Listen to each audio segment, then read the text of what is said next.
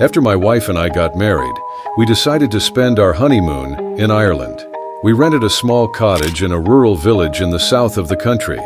The cottage was a delightful little stone building with just 4 rooms, and the walls were covered in ivy. It would make the ideal country home for our 1-month stay. The owner of the cottage was a local woman named Mrs. Gorman. She came over every day to act as our housekeeper, cooking the dinner and cleaning up. We became quite friendly with her, and some nights she would entertain us with old Irish ghost stories and folklore. There was a large, lonely church nearby, and we loved to go there in the evenings when the light was fading. The path that led to the church went through the woods and ended at the graveyard wall. They called it the bier walk, because this was the path they used years ago to carry the corpses for burial. The church had a heavy oak door that was never locked. Inside, the great stone arches rose into darkness, and moonlight filtered through the beautiful stained glass windows. In one corner of the church, to the right of the altar, there was an alcove that contained a gray marble statue. It was the figure of a knight in armor lying on a stone slab, with his hands clutching a huge sword. In the dim light of the church, this marble statue seemed to be surrounded by an eerie glow. Nobody knew the name of the knight, but they said he was an extremely evil man who had been guilty of deeds so foul that he had been cursed by God, and the house he lived in was struck by lightning. Looking at the stern, wicked face carved in marble, it was easy to believe that it was the likeness of an evil man. But I wondered why his statue would be displayed in a church. For the first 2 weeks of our honeymoon, everything was lovely and relaxing. In those days, I used to paint and my wife used to write short stories. We were having the time of our lives. By day, I would paint the beautiful landscapes while my wife would write in her notebook.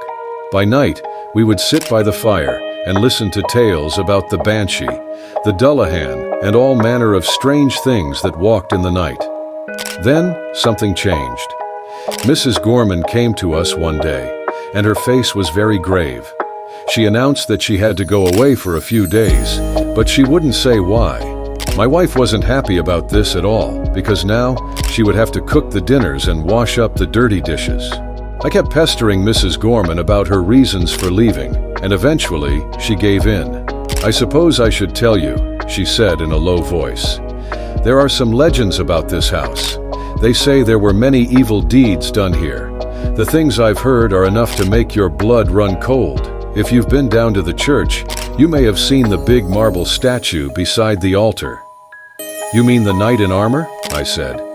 "I mean that evil man carved out of marble," she said. "They say that on Halloween night, that monstrosity sits up on his slab like a dead man rising from the grave, and as the church bell strikes 11, he goes walking out into the night, tramping over the graves and all along the bier walk." "You don't really believe that, do you?" I asked. "Of course I do," she snapped, "because I know people who have seen the marks of his feet along the path the morning after." "And where does he go?" I asked. "Where do you think?" she spat. "Back here to his home. Sure isn't this where he lived when he was alive? And they say, woe betide anyone who chances to meet him along the way. If you're smart, you'll take my advice. Keep the door locked on Halloween night and don't open it for anyone or anything." After that, she clammed up and refused to say another word about it. After she left, I didn't mention anything to my wife about the legend of the shape that walked in marble, because I didn't want to frighten her. When Halloween came, I cooked dinner for my wife as a treat, and we sat by the fire, enjoying a bottle of wine. Outside, the sun was setting, and a fine white mist curled up around the house. Around 10 o'clock, my wife said she was tired and was going to go to bed soon. I was restless, so I decided to go outside for a breath of fresh air. I strolled out of the front door, leaving it unlocked. There was a strange gray light in the sky. I walked up and down, taking in the beauty of the night. It was absolutely silent. No birds singing, no rabbits scurrying, and not even a gentle wind rustling the trees. Across the tops of the trees, I could see the church tower standing out black and gray against the night sky. I heard the church bell striking 11, and when I looked in the window, I saw my wife asleep on the sofa. I decided to take a little walk. As I strolled along the path that led to the church, I thought I heard a rustling noise behind me. I stopped and listened, and the noise stopped too. I kept walking, and I thought I heard the sound of footsteps. I had the strangest feeling that someone was following me, but when I looked around, no one was there. When I got to the graveyard, I noticed that the door of the church was open. I went inside. It was only as I was walking down the aisle that I remembered with a sudden chill that this was the very night when, according to the legend, the marble statue began to walk. By the dim moonlight, I saw something that made me stop in my tracks. My heart sank into my stomach, and a shiver washed over me.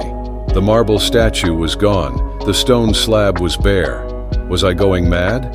Was it some kind of vile practical joke? Then a horror seized me. A sickening, overwhelming horror. A premonition of impending doom. I ran out of the church, jumped the graveyard wall in one leap,